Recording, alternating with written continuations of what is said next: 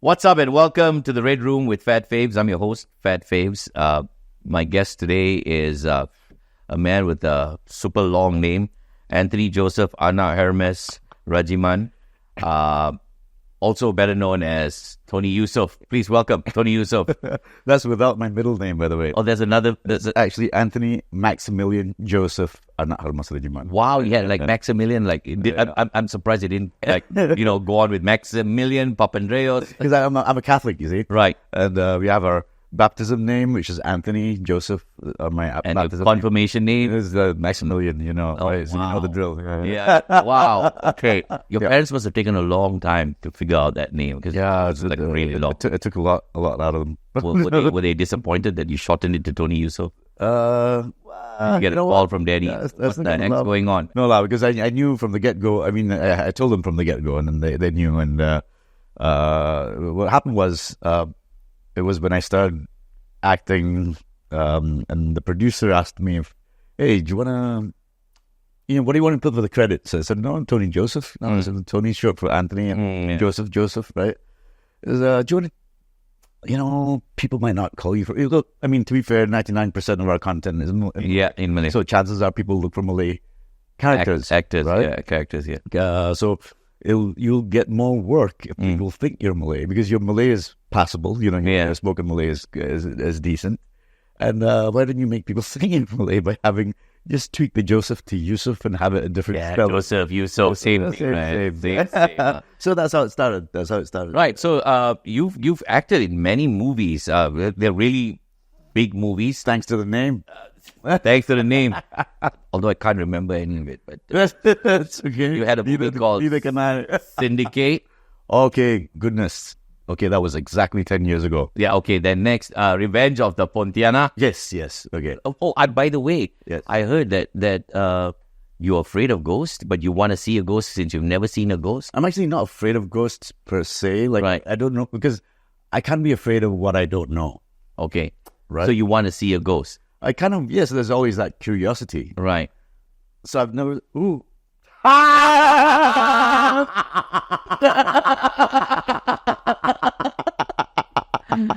Well, yeah, we tried.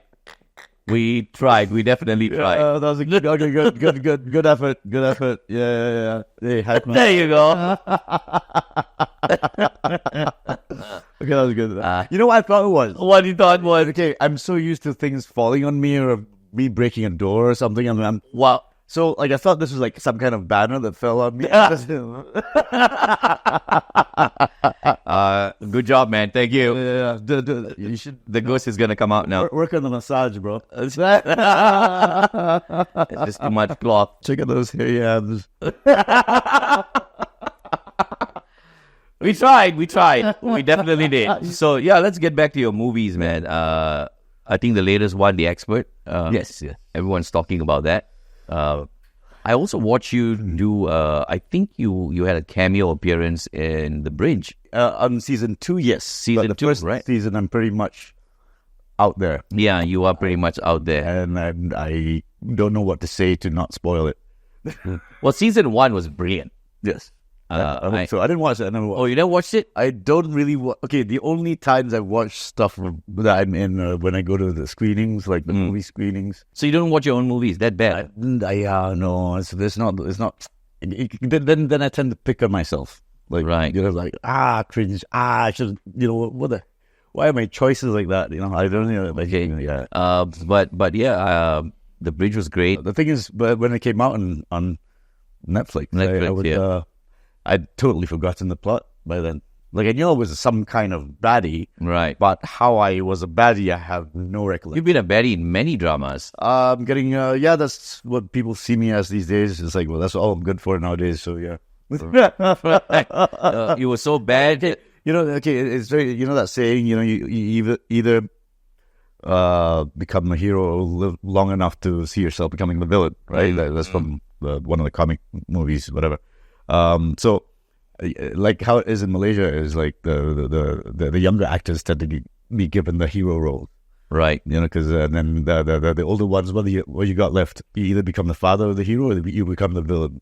Right. Because you never get a young villain. It always has to be an old, Yeah. not so good-looking villain. Yeah, Right. where's the respect for old people? Yeah, exactly, man. Right? It's getting a little hot in here. Yeah. Like No, well, the reason I brought this van was they told me my guest was hot, and then you came along, so I thought I might as well make the most of it. You had a band, Fifth Room, Yeah, my goodness. 2 performances, and you were out. You Yeah. picked the wrong room. What the heck went on there? I mean, you can't sing, I guess. Where did you dig this from? Oh man, you wouldn't believe the stuff I have on you. Yes, yeah. We started. This is way before I started acting. Was it? Right. I think we're fresh right as I graduated. Just the year, my graduation year. Anyway, this is back in 2001.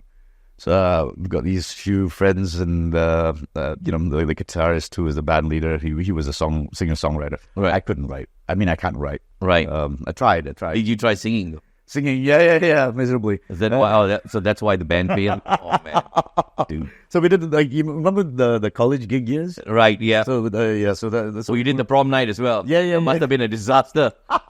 It's like, what the heck is going on here? So what kind of songs do you guys sing? That was actually rock. We actually did. It was pretty rocky. Right. So We're talking about like influences. My band leader's influence was Dream Theater. And what have you? Yeah. wow. But I couldn't do the growl thing, Right. The growling thing, right? So I just stuck to it. So I had to get it down to a key because I'm not. Right. Yeah, can't do that. I'm like more Creed kind of like key. Oh, let's hear a Creed song. I don't. Come on, man. Prove us wrong. We know you can't sing, but at least prove us wrong, man. Come on. When you are with me, I'm free. Something like that, right? Whoa, okay. Just stick to those 3 lines, man. For the rest of it, tune into Light. You ride a big bike? 800cc, that's not, but it's okay. Yeah, that hence the knee I told you about. Right, so it was a bad accident or you're a bad rider? I was at Was it a combination of both. combination? Yeah. of both? Well, also the third combination is a really, really dumb driver who, went into my lane. So what happened was That's what they all say. Was it a lady? No, it was a guy. It was a family man. Oh, yeah. It was a family member. had a child in that car. Oh, it was a family man. Family. We had a 3-year-old girl in the car. Oh, so maybe it was one of those ways like, look, the bad actor. No? Okay, so what happened was I was behind him. Right. And we were on the Dunkirk bypass, the new highway. Right, yeah, So- okay. And then we were on the leftmost lane, and then I was behind him. And then there was like this sort of R in front. There was like a Petron or some couple of petrol stations. And he started to indicate left, and he started to like swerve to the left, then started to go slower. And as he's going slower, of course I'm maintaining my speed, so I'm Right. picking up. By the time I get to his side, He changes suddenly his mind. cancels order, boom, and hits me, and I get flung off my bike, land on the ground, and my left knee hits the ground first, taking the brunt of my weight, and I slide right across to the rightmost lane. Wow. And I'm like just Superman like that, right? And like, good thing I had my full gear on. Imagine if I hadn't worn any padding, and then I had a full jacket, boots, all goya, and then I had a full face on, and I saw nothing but tarmac. So basically, if I didn't wear that, I don't think I can cari makan anymore. That sounds really... That accident sounds as bad as your singing. And the worst part was when I slid. The absolute worst part was I didn't black out. I wish I had, because then you wouldn't feel the pain or whatever, right? Oh, so And this one- instantaneous. so isn't- But the adrenaline would have kept the pain out. Or what? Yes, but you feel the thump and the smack and the impact, and you know it's gonna hurt. You don't feel it then, but you know something's gonna break. And bang, and you remember every millisecond. I replay every millisecond in my head, and then Like in slow motion. and in slow motion, Just like this interview. yeah. Slow motion, man. And then blur, and then I'm basically dodging cars that are driving past. And then when I end up and I stop the last lane, I'm like, okay, this is it. They just run over me, So I sat there for like about 5 seconds, and I felt this headlight stop, and I looked back. This was at night. At night, yeah, about 11 o'clock at night. That's okay. And the guy came out and stopped the traffic. His wife came out and like, this guy, amazing champion. It's like he's rehearsed this many times. So he comes out of the car. Is it the same guy who swerved? No. Oh, This guy, exactly. So this guy did it like he's done it many, many times before. Right. He comes out and says, "Hey bang, boleh sayang kamu tu eh?" Not a beat wasted. Wow. And then as he goes up, and then I start to get up and I limp. Okay, I knew I didn't break anything because my legs felt fine, except for this bit. Then the guy who caused the whole thing in the first place, he stopped about 50 yards ahead. Okay. And he came out and he said straight away, then before I went to the police station, "Hey, bang, kita nak ambil selfie dulu, bang." Like, priorities, man. Oh, priorities. I mean, why not? It's Tony Eusoff. Did you give him your full name? He might have changed his mind. It's like, panjang sangat, bang. He might have. We both went to the police station. Right. And the worst part, because this is just 3 nights before Raya. Right. The cops lined up to take pictures as well. No. Okay. They didn't really care. Because, these were a lot of Sarawakian cops. Oh. Sarawakians, Okay. But that's where you're from. Yeah, no. But they're a bit weird that way. Oh, just another Sarawakian. We're not doing that. Oh, wow. Okay, man. Right. So when we're giving our statements to the cop, I can hear him because he's right literally next to me. And the cop says, "Kenapa encik tiba-tiba tukar haluan?" So, "Oh, saya nampak, saya tak nak langgar yang divider warna oranye tu." That is made of rubber. Dude, like... Exactly. I mean, nobody who's driven has never gone over that. Yeah. So 800cc bike. How much you pay for the bike though? I got it. Well, I got a brand new, but it was. I think they were clearing the stock. About 50 grand. So you ride a bike that's worth 50,000 ringgit. Yeah. I drive a 14-year-old car, which is My now worth. My car is 17. Wow, you beat me. But my car is worth about. Lelaki manual terakhir. Oh, really? Lelaki manual terakhir. So mine's worth about 25,000. Yeah. Yours is worth about 50,000. Your bike. Yeah. But you still have to stop under the bridge when it rains. That's just. It's true. But that's all part of the fun. But really now, waiting under the bridge, hoping for it not to flood. No, but I've always loved bikes. Like I have. Right. See, like flashy cars can just go past me. I mean. Yeah, but when you're riding your bike, flashy cars can go past you. True. But what about flashy bugs? I'm sure you've had a lot of that. Hence the helmet. The full face. Gear. And the full gear and the full jacket, because sometimes you get these rocks. Okay, like one time was riding to Kuala Selangor, and then on the highway, and then the huge lorry was going past, and then I think it was raining. It was raining, and then I think the tires must have like flipped the stone and like hit me. It felt like something that big. It was probably just that big. Right. But thank God for the jacket with the padding. It didn't kill me, or it didn't like. So what's the biggest bug that hit you in the face? I don't know. It must have been a wasp, but it just felt like a bird. Wow. So if a bird really hit you, so far not it would have been a plane. Yeah, yes, definitely. Riding is not for everyone, guys. No, it's not. Unless you want to stand under the bridge when it rains. Yeah, unless you want to die. Yeah. It's not because it is very dangerous. I mean, like, you know what? Until I got my accident, because that was the first accident I had since I got my license. Let's not count the jatuh bodoh in the company. Yeah, of course, learning, right? But since I got my accident, this has been my first. Wow. And prior to that, you get a little cocky. You think it never happened to you? You think, even if it does, because you know how to ride safe. But then you forget that no matter how safe you think you ride, people don't know how to drive safe. Yes. Yeah. And then there's people not checking their side mirrors and all that, and making last minute decisions of this. Yeah. Right. So, do you have $100 on you? Because I saw this thing you did on TikTok. With 100 ringgit. This is a low budget. This is a low budget show. I've got about $5 on me. It's, anyone's got Bob. By the way, guy behind the camera. Yeah. He's my mother's neighbor's son. He was just bumming around the house, so I thought, I'll bring him along. The guy who came out as a ghost, he was walking around the neighborhood aimlessly, so I thought I'd pull him in. Oh, by the way, if you didn't know, we've got 5 people viewing this, and this season 2. We've decided to pay the 5 people $150 per click. So it's going to go viral eventually. One fine day. One fine day. But what's with the magic thing? Is it something you do? Is it a hobby? No, yeah, it's a hobby. Yes, I mean, I impress girls with it because you're still single. It's not working. You know what's a very nerdy thing? Don't get impressed with magic tricks. They don't. They don't. I'm still single. What does that say? Yeah, exactly. That's what I just said. So you see, when I was growing up, David Copperfield was a big influence Oh, yeah.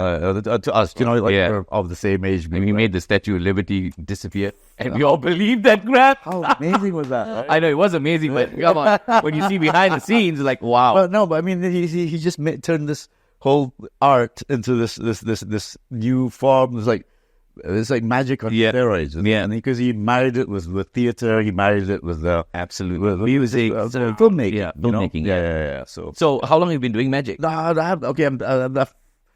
well, I mean, I appreciate it. I don't really practice it. Like, So when you go out partying with your friends, you were the guy who does all these party tricks and stuff. not really. I mean, on and off, because I don't know enough to show off with. Why are you single? Because these tricks obviously have never worked. I mean, So I'm trying to find a new shtick. I'm trying to find a new I thing. think you made some cash appear. Maybe make someone appear. You tried acting, it didn't get you anywhere as far as finding a partner. You tried singing, that failed.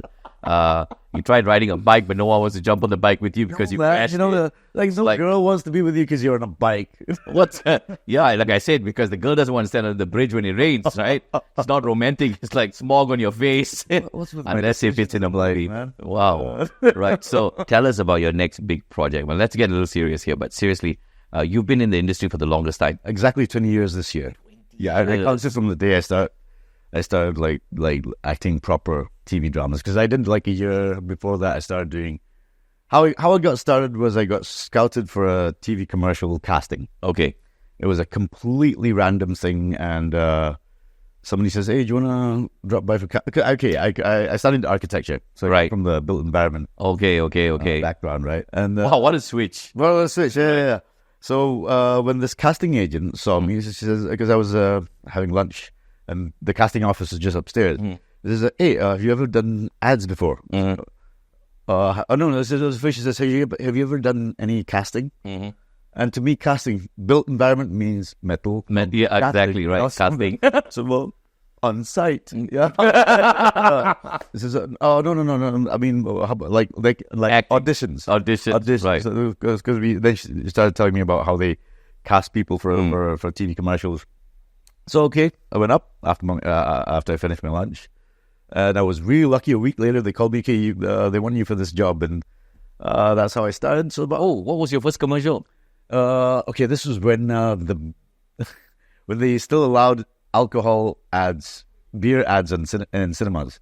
Oh, Very, very last year of it. come up to. Okay, never mind. Right. So it was I remember it was a Carl's Reserve ad. It was a beer brand called Carl's Reserve at the time, and it was very interesting. It was my first time ever in a film set, because they still used films then. Yeah, absolutely. Yeah. Well, none of the digital stuff that we get today, right? And it was my first time in a film set, and everything was just so new, and I was in awe of so many aspects of the film making process. And then I think that's how I kind of caught the bug in a soft way, Right. because I've always been a movie buff, Right. and suddenly I find myself in a situation where I'm part of a movie, sort of, right? Lights, camera, action. So you got So it's excited. kind of like writing. Right. It's like driving is like watching a movie. Writing is like being in the movie. You know what I mean? Because you don't have the windscreen. Yeah, you're part of. Okay, right. Okay. So this is how it felt for me. The whole Okay.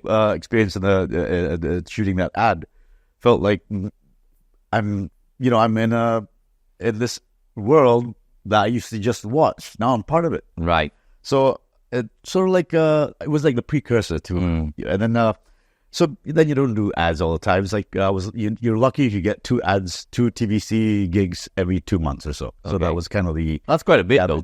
yeah, decent. So I was like a new face. Right. I hadn't been overexposed yet. I went until that point. I went for auditions before. Yeah. You were like a new face. I'm like, get that face out of here. But it's never happened. Well, That's why they put me on radio. Good combination of new face and cheap. All right. Yeah, There you go. So then that went on for about a year and a half, and then I think one of my ads was like a big close up of my face, and was like the whole story was nice and romantic. It was, the narrative was me buying a house for my wife, something like that, and this film director called Kabe Bhatia Okay.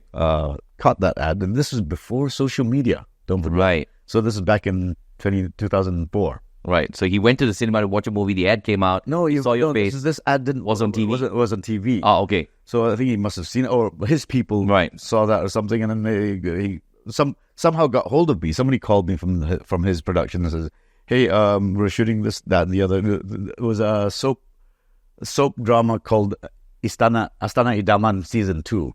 Are you kidding me? I used to watch that. Yeah. Oh, So wow. So they called me to audition for one of the new main cast. They were looking for like a new lineup. Right. And I went, and a week later they said, and by this time I'd been working in this. I had a day job, which wasn't architecture anymore. I bounced off different sort of fields. Architecture, I realized, wasn't for me. Right. I had to make a decision whether to, because it was a 3-month shoot. So I either get an unpaid leave for 3 months, or like ditch it altogether and like just do this, or ditch the shoot. And then I was 27 at the time, and you know how you think when you're in your 20s. I might as well start, try this out now. Past 30, I might regret not doing this. So that's what I did. Ditched everything and went for it. I went for it, and that was it. I still don't know if that was the right decision. Oh, I guess it is. I mean, look at you. Well, you've not come that far, but you've come some way. It's not, and the thing is, now it's just too late. I have no choice. You have no choice, right? Stick at it. Right. Yeah. So I watched you in a drama where you played this doctor, and then you drugged girls, and then dude, that was nasty, man. That was nasty. But they killed you at the end, so that was great. That was the best part. Best piece of acting I've ever saw when you're lying on the beach. Dude, I thought that was going to be the easiest job of my life. That scene, dead scene. Oh my goodness, it was so hard. It was harder than being alive. Right. Because okay, so I was in the middle of filming that and The Experts. Oh, at the theater. Oh, wow. Okay, so what happened was, this was at the tail end of the MTO 2022, and people were still getting COVID left, right, and center if you didn't, take precautions, right?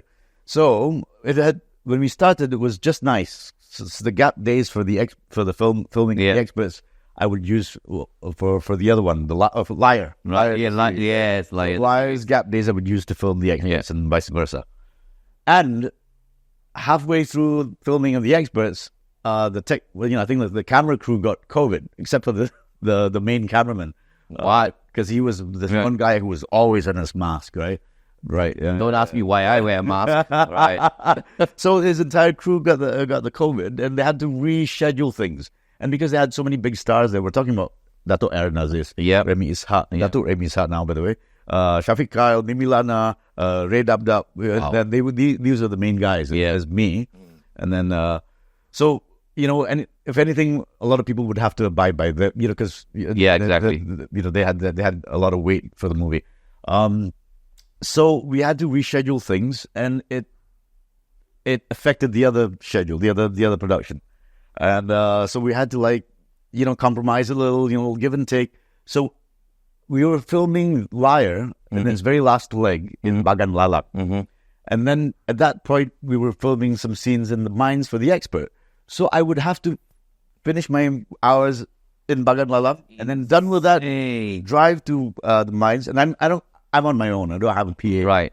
I don't have a PA, right? So that's the way to do it. That's what Maverick, right? Even they don't want to hang out with. What the? I'm sorry. I'll bring better guests the next time around. But okay. So I had to drive back and forth, and then on the third, when I went back to Bagan Malang, I thought, okay, this is my death scene. It shouldn't be too hard. Okay, what happens when you die on the beach is the waves. The waves is one thing, but then at 2:00, kind of lying down, and you have the sun like that. No amount of shutting your eye is going to help you, because it's so bright. Hot. Yeah. And before the take, of course, they have the umbrellas over you, and when they're about to, okay, let's start, let's roll, and then the umbrellas go off, and from that point until the director shouts cut, and the shouts action, feels like 2 weeks. Oh, what? I can imagine you being able to see the sunlight through your eyelids. It's painful. It's literally physically painful. Okay. And that lasted for like a good couple of hours. And like you said, the waves, and this, the water was dirty. Okay. And I actually caught sinus infection. I had this thigh. And if you watch closely, if you watch Liar, the last few scenes, and if you see a close up, you will see a sty. Oh, Yeah. I never really So I did. got that, and it went down to my Sinuses. here, and then to my gums. Yeah, and I went to check with the doctors, thinking it was a toothache. He said, "Oh no, do you have pain?" I said, "Yeah." Oh, then it's only on one side. It's your sinus tract. So okay, must have been from that. Yeah, that's insane. Okay, so finally we're running out of time. The boys are hungry. Yes. I promised them nasi lemak. I could only afford like a nasi lemak bungkus. Production people is why I have trust issues. Yeah. So tell me about Tony Eusoff and your latest project, man. What are you up to now? Okay, I've just finished filming a new series called Din Tiger, and that's Din Tiger. that was directed and produced by Afdin Dato' Abdul Chowki. Right. It's got Dato' Aaron Aziz in it. What's a Dato? Yeah. Dato Tony Eusoff? Not yet. No, you know what? Lately, people have been going, "Hey, Dato', apa khabar?" No, guys, saya bukan Dato' tau. Alah, humble sangat lah Dato' Izlan ni. Do you know I know Dato' Izlan since the days of my roller skating times in Kota Raya? Oh, really? Oh, yeah.